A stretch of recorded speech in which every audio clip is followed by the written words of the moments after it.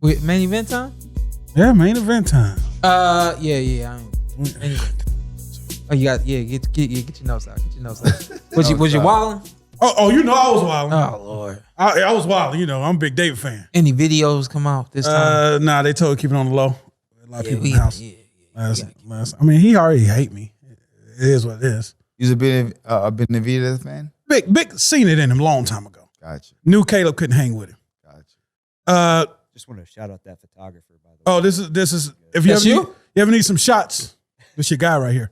It's all him. This all him. Hafey Digital at what is it? Just at Ryan Hafey's good enough. Ryan Hafey. There he is. Look at him, handsome fella. Look at that handsome fella. Looks like he's about to go back to the barn when he gets done here and chop some wood.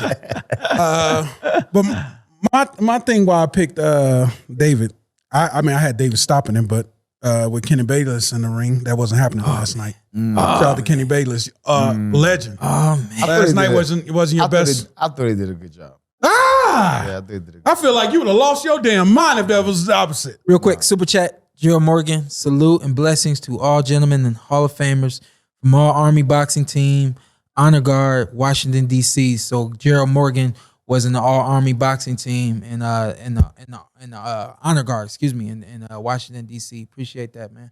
Go ahead, man. What you got to say? But no, we. It's so many.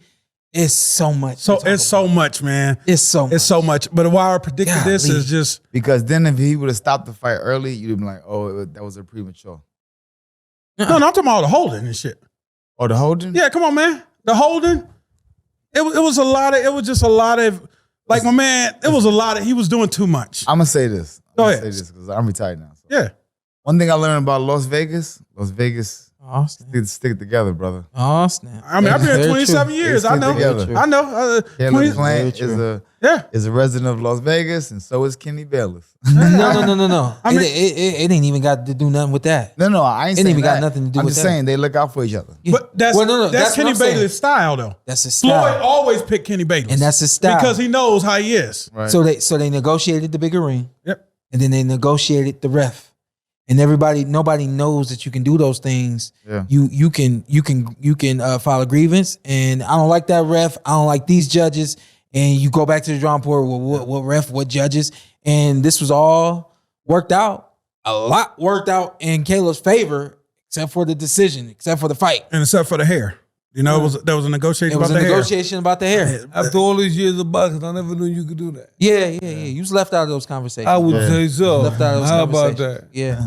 My mind. Well, let's keep it real. I don't even know if it was around back then, but you know, negotiation. I think it was. You think so, huh? Yeah.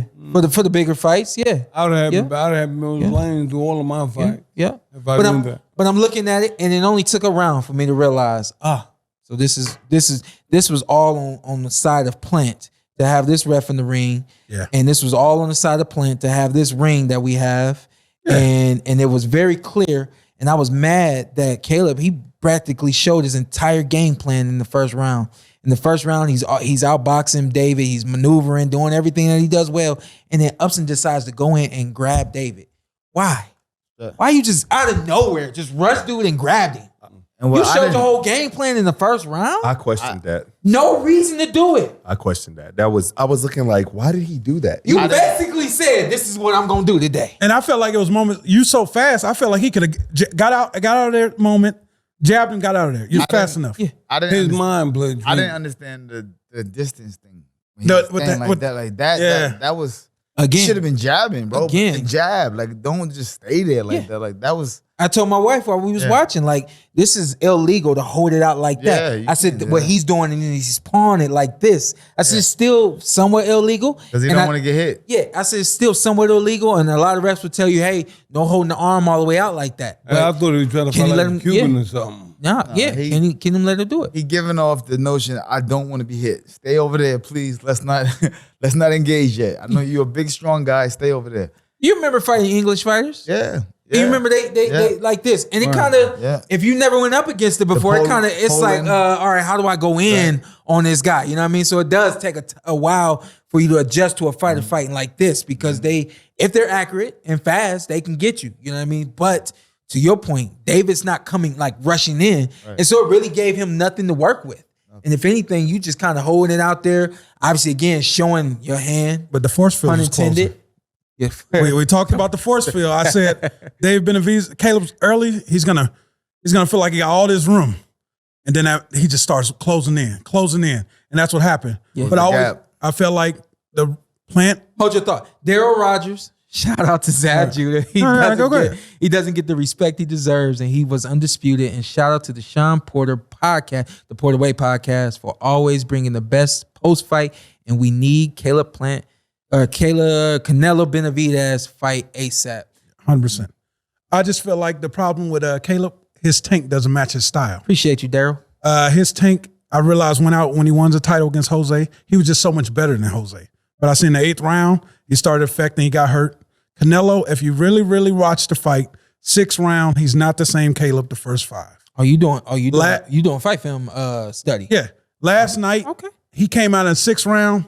I said it's over. And you kept saying that along the way. He would never recover. He let that. David wasn't really like it was literally like a monster, like Michael Myers. It didn't seem like he was moving fast, but he cut off. When he was moving, he was there. So what about the statement that David said, I'm gonna punish him? I don't want to knock him out. He punished him. I want to punish him. He punished him. He said he was going to do that. And he punished him. Yeah. He said, I don't want to knock him out. I want to punish him. And that's the other thing about Bayless. He kind of let him get punished. Yeah. Let him get There was one moment where. So that's why I thought it was good on Kenny Bayless' part, because he let them fight. Yeah. He said, listen, y'all don't like each other. Y'all going to fight. You know what I'm saying? Other referees would have got in there and, been doing too much. And Zab, I give Benavidez credit. Kell Brook, he faced a lot of holding last night. He said, F it. Punch. Just whatever I got to do. We're going to be rough. You're going to hold me. This is going to be the roughest holding you ever dealt with ever. I thought Caleb boxed really well in the first 2 rounds. And y'all know that I picked Caleb to win that fight by decision. I picked Caleb to win that fight by decision. But word on the street, you said some crazy stuff like Caleb was going to stop Benavidez. Did you say that? No, never said that. But cool. I did tweet that patience was all Benavidez needed through the course of this fight. And one of the things he had patience with was with all that grabbing that Caleb was doing. He wasn't immediately ripping off.